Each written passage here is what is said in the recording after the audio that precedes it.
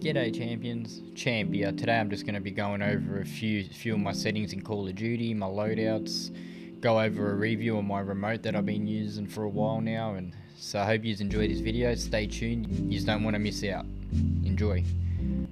First of all, I'd like to get it out the way that this is not a sponsored video. This is just personal preference and something I feel comfortable using and talking about, and I do recommend it over other controllers, but this is it here. It's the powerA Fusion.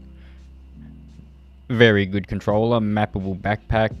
I can probably get a bit more information for you. If you want to find more about this, it'll be in the description below. It's got replacements and that, which I'll show you all about that in a second.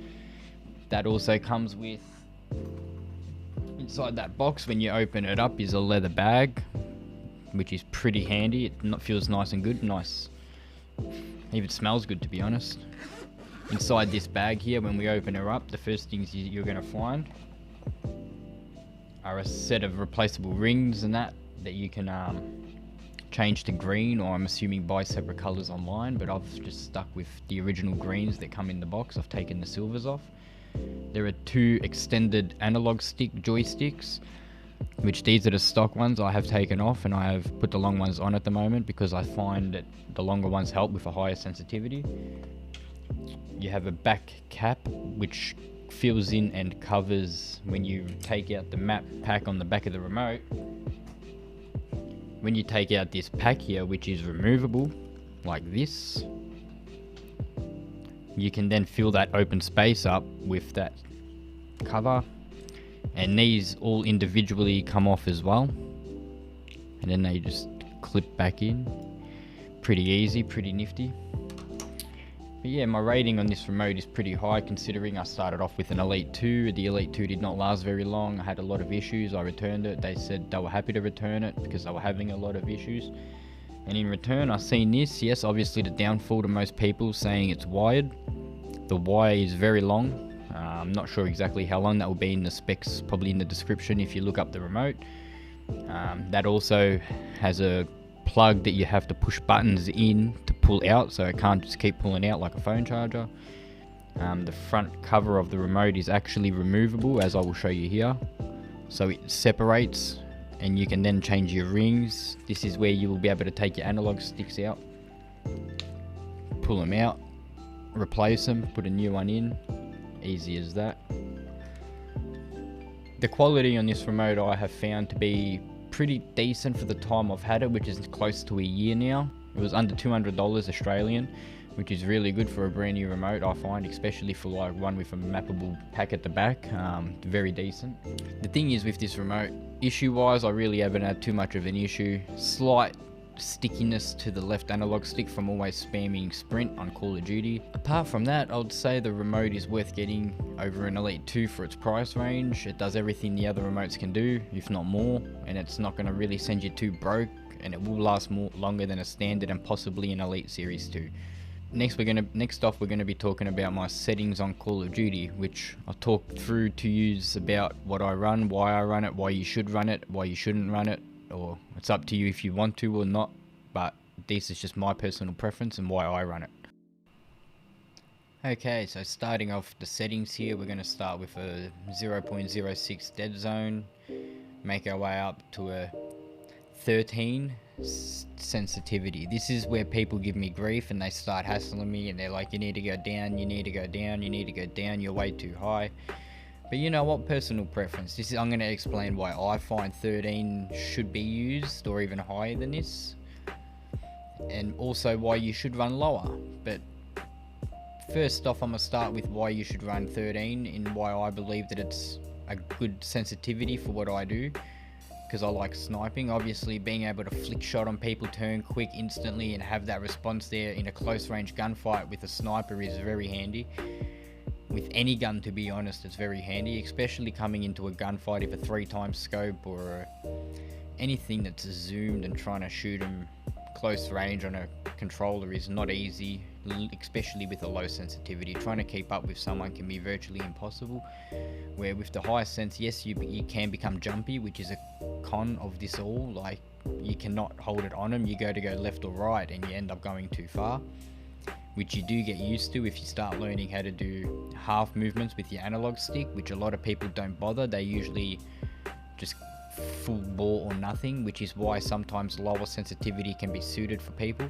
So if you're one of those people that don't like to control much with your analog stick and you like to just go full speed across and have a nice slower sensitivity, then maybe stick with that. But for what I enjoy, which is close range gunfights or long range sniping and quick scopes and that sort of stuff, and even in most other games I generally run a really high sensitivity, but I just find when you're hip firing, high sensitivity be a big disadvantage. Hip fire with a 13 can be a lot more difficult, say, than pulling a quick scope off on someone from 5 meters. To everyone probably seems bizarre, but to me I feel comfortable with a 13 from close, and that's why I have it so high on a high zoom, is because I like to be able to do flick shots. Going on to the next subject here, we're going to have a aim response curve type, which is linear, which also comes into factor with the 13 sense, which makes that 13 feel like a 15 if not 16 with a linear. If you've never ran linear, you probably might want to give it a shot, because it gets rid of that lag between going from the center of your analog stick all the way across to the outside. The lag in between the center and the outside of your analog stick is also affected by your dead zone. So if you've got a really high dead zone and basic aim response curves such as standard, you're going to experience a lot of lag. Even spinning normally, when you're just wanting to do a 180 on someone, it will take longer to gradually build up time, where the way I've set it up is instant. So moving on from that, my aim assist is standard to go with the linear. Weapon mount ADS melee. A major one I have here is equipment behavior hold and contextual tap for use/reload behavior. Armor plate apply all, I run that, so you just hold Y once for one of them and then it pretty much puts them all on in a line. My slide behaviors hold. I don't run any auto move forward or auto sprint, but I do run tac deploy off. Moving over to my generals, which I don't know if that's necessary, but yeah, I usually run a 44 brightness, which I can't really see either the barely visible or the not visible, which that's your own personal preference once again. Yeah, no colorblind settings. I run a square minimap. And for my audio, I run a boost low, master volume all the way up, effects volume up. I run classic hit marker with 3.16 mic threshold and a 400 and 400 voice chat and microphone volume. Yeah, that's about it, people, for this. Moving on now, I guess I'm gonna have to show you my loadouts. Here we go. Alright, so for loadouts, on a controller player that is playing on console, I like this setup. This is one of my mains, is always a Kar 98 generally for a sniper or an AX50, but I do generally flex to whatever sniper feels powerful at the time. I back it up with something generally Modern Warfare, close range, no stock. Here I've got a Plat MP5 class setup, which is just my platinum skin set up for hip fire as a secondary. I'll quickly show you all of them and then I'll go through what I do them for. OG, multiplayer. Yeah, you know, just basic. I'll talk about them all now. Going through them one by one. I'll start at the bottom and work my way up. Here we've got the Rambo restock, just for playing around when things aren't so serious and the boys just want to get some kills and have a laugh. We'll just run a riot shield sticks with restock and stuns. Pretty awesome. I've got CASPER the Ghost class, which is my sniper obviously, which I love. Backed up with an RPG for when I'm doing those solo games, like an RPG some cars if I haven't got a weapon. I always generally run a heartbeat on my Ghost class, and the thermites just seem to be overpowered at the moment. Up here we have the M4, which is set up with a monolithic stock M16 Grenadier, mini reflex, commando foregrip, the 60 round, and on the mini reflex I just run the blue dot, as you can see there. It's a pretty neat weapon. I like it with the gold camo. I run the Psychov secondary. CASPER the Ghost here, which is an odd class I don't generally run, but I guess the powerA is a good class and I had to try and make one. I wouldn't really go off my powerA build, but if you want to see how I've built it, that is what I've done. I wouldn't say it's I wouldn't say it's my best build, but it's definitely not too bad.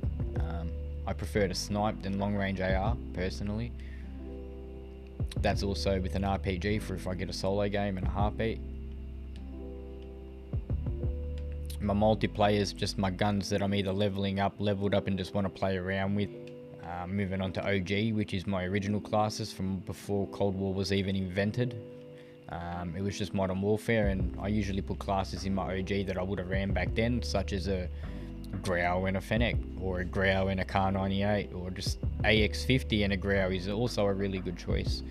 Also follow that up with a stun, because if I'm not ghosted, I'm usually running a stun. This was my class I've been using recently-ish, sort of a double sniper. I got a Ghost Karg up there again, which is a repeat, I don't know why. The Grau and Kar 98 setup, which the Grau is monolithic Tempest 26.4, no stock, Commander 4 and a 50 round. That's honestly really good for close range, especially now after this recent buff. Ran with a stun and a thermite, and that's about it for my loadouts. Alright guys, well this is pretty much wrap this video. Hope you've enjoyed, hope you've learned something, hope you can try out some of those classes or even some of those settings, because it's something different. Because you never know until you give it a go, they say. So if you enjoyed what you saw, please hit that thumbs up, share this video around, let your friends, your grandparents, your aunties, your uncles, your nieces, your nephews, everyone you know, just let them know that Champ's around. Follow me on all social platforms if possible. That's any support helps. Thanks for watching this video. Peace.